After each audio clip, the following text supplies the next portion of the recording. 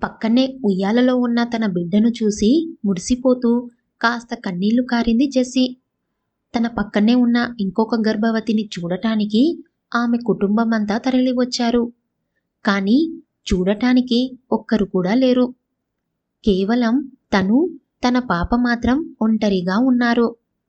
ఇంతలో అక్కడికి సృజనని వచ్చింది. కంగ్రాచ్యులేషన్స్ జెస్సీ, డాక్టర్ ఏమన్నారు? బిడ్డ ఆరోగ్యంగానే ఉందని చెప్పారండి. ఏం పర్వాలేదు అన్నారు. మందులు రాసిచ్చి ఇంకో 3 రోజుల్లో డిశ్చార్జ్ చేస్తా అన్నారు. గుడ్, నువ్వు మా ఫ్లాట్లో వచ్చి ఉండొచ్చు.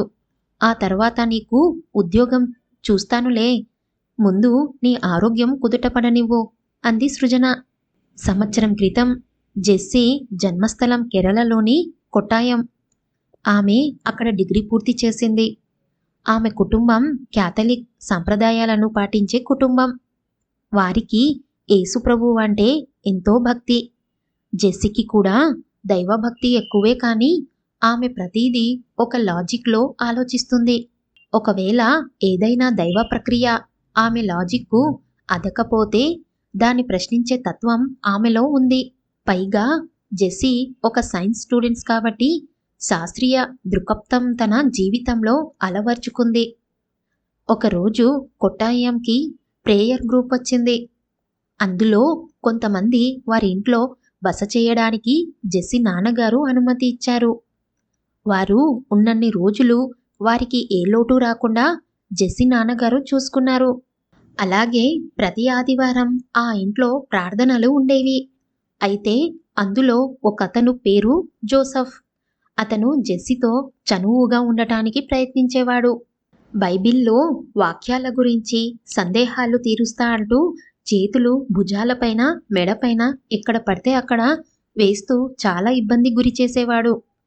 ఒకరోజు జెస్సీ కుటుంబమంతా చర్చికి వెళ్ళవలసి వచ్చింది. ఆ రోజు జోసఫ్ ఒక్కడే ఇంట్లో ఉన్నాడు. ఎవరు లేని సమయం కనుక జెస్సీ గదిలోకి వెళ్ళి మానభంగం చెయ్యడానికి ప్రయత్నించాడు. అలా చేస్తే దేవుడు ప్రసాదిస్తాడని ఏవేవో కబుర్లు చెప్పి అదుపులో పెట్టడానికి చూశాడు. కానీ జెస్సీ తెలివైనది కనుక అలాంటి వాటికి లొంగలేదు. అయినా సరే బలప్రయోగం వాడి అత్యాచారం చేశాడు. కానీ జెస్సీ ఈ విషయం చెప్పినా ఎవ్వరూ నమ్మరు కనుక తన బాధ తనతో దాచుకుంది. రోజు దేవుడికి తన బాధని చెప్పుకునేది. రోజు ఎంతో వేదనకి గురయ్యేది. రాత్రుళ్ళు అవే పీడకలలు వచ్చేవి. కానీ 3 నెలల తర్వాత ఆమె నెల తప్పిన విషయం ఇంట్లో తెలిసిపోయింది. ఆ విషయం తెలియగానే జెస్సీ తండ్రి చెంప చెల్లుమనిపించాడు. ఎంతకు తెగించావే? నేను మీకు ఇంట్లో నేర్పిన విలువలు ఇవేనా? బైబిల్ చదివి నేర్చుకున్న విషయాలు ఇవేనా? అని మళ్ళీ ఎక్కడ పడితే అక్కడ కొడుతూనే ఉన్నాడు. జెస్సీ భరించలేక, నాన్న, నేను ఇలా అవ్వడానికి కారణం ఆ రోజు ప్రేయర్ గ్రూప్లో ఉన్న జోసఫ్ అని ఏడుస్తూ అరిచింది.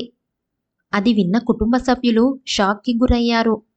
వెంటనే జెస్సీ నాన్న, దైవజనుల మీద అలాంటి అబండాలు వేస్తావా అని మళ్ళీ చెంప చెల్లుమనిపించాడు. దీనిలో సైతాన్ ప్రవేశించాడు. అందుకే ఇది ఇలా ప్రవర్తిస్తుంది. ఇలా దీని మొహం నేను చూడకూడదు. బయటికి తరిమేయండి అన్నాడు. నాన్న, నన్ను అనే ముందు ఆ జోసఫ్ని పిలిచి అడగండి. అంతేగాని గుడ్డిగా వాడిని నమ్మకండి. వాడు క్రూరుడు అంది. అలాంటి పుణ్యాత్ముల గురించి మాట్లాడే అర్హత నీకు లేదు అన్నాడు జెస్సీ తండ్రి. ఆ విషయం దైనజనుల ప్రేయర్ గ్రూప్కి తెలిసిందే. అది విన్న జోసఫ్, జెస్సీ నా తల్లితో సమానం. నేను అలాంటి పని చెయ్యను. అంతటి పాపం నాకు అంటించకండి. ఆమె మెదడులో సైతాన్ ప్రవేశించి ఆమె చేత ఈ మాటలు అనిపిస్తున్నాడు అని అబద్ధం చెప్పాడు. ఆ మాటలు అస్సలు జెస్సీ నమ్మలేకపోయింది. ఆమె అనుకోని విధంగా ఆ రోజు జెస్సీ బట్టలు, సర్టిఫికెట్లు, పుస్తకాలన్నీ వాళ్ళ నాన్న బయటికి విసిరేశాడు. మళ్ళీ ఇంటి ముఖం చూడొద్దని చెప్పాడు. తల్లి విలవిలలాడిపోయింది. కానీ ఆమె భర్తకు ఎదురు చెప్పలేదు. ఏమి చెయ్యలేని పరిస్థితిలో జెస్సీ తన ఫ్రెండ్ రూమ్కి వెళ్ళిపోయింది. ఆమె స్నేహితురాలు అబార్షన్ చేసుకోమని సలహా ఇచ్చింది. కానీ జెస్సీ దేవుడి భక్తురాలు. ఏ పాపం తెలియని కడుపులోని బిడ్డను చంపాలని అనుకోలేదు. క్రీస్తు కూడా అదే చెప్పాడు అనుకొని బిడ్డను మొయ్యాలని నిశ్చయించుకుంది. ఆ టైంలో సృజన పరిచయం అయ్యింది. సృజన ఆమె స్నేహితురాలి చుట్టము. సృజన మహిళల కోసం పనిచేస్తూ ఉంటుంది. ఆమె హైదరాబాద్లో ఉంటుంది. స్నేహితురాలు సహాయంతో సృజన దగ్గరికి జెస్సీ పయనమయ్యింది. ఆమె ఆస్పత్రి ఖర్చులు అన్నీ ఒక మహిళ ఎన్జీఓ భరించింది. 3 ఏండ్ల తర్వాత జెస్సీకి రియా అనే పేరు చాలా ఇష్టం. ఆమె కూతురికి ఆ పేరు పెట్టుకుంది. సృజన అన్నట్టుగా బిడ్డ పుట్టిన 5 నెలలకే చిన్న ఉద్యోగం చూసింది. బిడ్డను చూసుకోవాలి కాబట్టి కంపెనీ వారు వర్క్ ఫ్రమ్ హోమ్కు అనుమతి ఇచ్చారు. ఇప్పుడు రియా పెద్దది అయింది. రియాని పాఠశాలలో చేర్పించింది. ఆమె పనితీరు నచ్చడంతో పై పోస్టులకి ప్రమోషన్ ఇచ్చారు. దాని వలన జెస్సీ ఆఫీస్కి వెళ్ళవలసి వస్తుంది. జెస్సీకి అందరితో కలిసి పని చేయటం ఆనందంగా ఉంది. కానీ జెస్సీకి కుటుంబం లేదు అన్న బాధ ఎప్పుడు తొలిచేస్తూ ఉండేది. ఆ రోజు రాత్రి జెస్సీ తల్లి స్టెల్లా ఫోన్ చేసింది. మధ్య మధ్యలో స్టెల్లా జెస్సీ గురించి ఇలా క్షేమ సమాచారం తెలుసుకుంటూ ఉంటుంది. ఎంతైనా బొడ్డు పేగు సంబంధం కదా. ఆ బంధం చాలా గొప్పది. ఎవ్వరూ విడదీయలేనిది. ఏమ్మా జెస్సీ, ఎలా ఉన్నావు అని అడిగింది. బాగానే ఉన్నానమ్మా. ఎలా ఉన్నారు అందరూ? బాగానే ఉన్నారు తల్లి. మామయ్య కూతురు రాజీ పెళ్లి వచ్చే శనివారం ఇక్కడ మత్యు చర్చలో జరగబోతుంది. అవునా? రియాని తీసుకొని నేను వచ్చేదాన్ని. కానీ నాన్నకి కోపం పోలేదు కదా. నువ్వేమి తప్పు చెయ్యలేదురా తల్లి. ప్రభువు మనతోనే ఉన్నాడు. ఏదో ఒక రోజు నిజం బయటపడుతుంది. నువ్వు మళ్ళీ ఇంటికి వస్తావు. ఆ నమ్మకం నాకు ఉంది. ఇది దేవుడు పెడుతున్న పరీక్ష అనుకో. సరేలే అమ్మా. ఒకసారి రియాని చూపించవే. దాన్ని చూడాలని ఉంది. సరే అమ్మా, ఆగు, వీడియో కాల్ ఆన్ చేస్తా అని రియాని వీడియో కాల్లో జెస్సీ మాట్లాడమంది. హాయ్ ముత్తస్సి, ఎన్నాన్నే ఇరుక్కును. హాయ్ అమ్మమ్మ, ఎలా ఉన్నావు అని మలయాంలో అడిగింది. ఆ మాటలు విని స్టెల్లా మురిసిపోయింది. అయ్యో చెల్లకుట్టి, షరిసలమల్లా, బంగారం, బానే ఉన్నా అంది. అమ్మమ్మ మనవరాలితో చాలా కబుర్లు చెప్పింది. కబుర్లు అన్నీ అయిపోయాక రియా నిద్రపోయింది.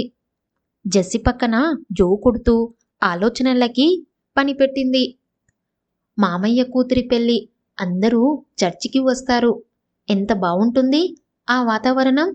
నాకు కూడా అన్నీ సక్రమంగా అయి ఉంటే నేను కూడా ఎవరో ఒక అబ్బాయిని పెళ్లి చేసుకునేదానిని.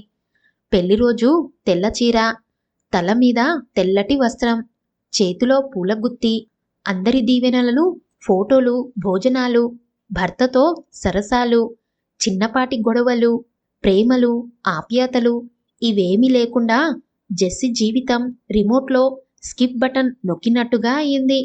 జెస్సీ ఎంత ధైర్యం కూడగొట్టుకొని బ్రతుకుతున్నా గుండె మూలలో ఎలాంటి చిన్న ఆశలు, కోరికలు ఎటు తప్పించుకోలేక ఇనుప సంఖ్యలతో ములుగుతున్నాయి.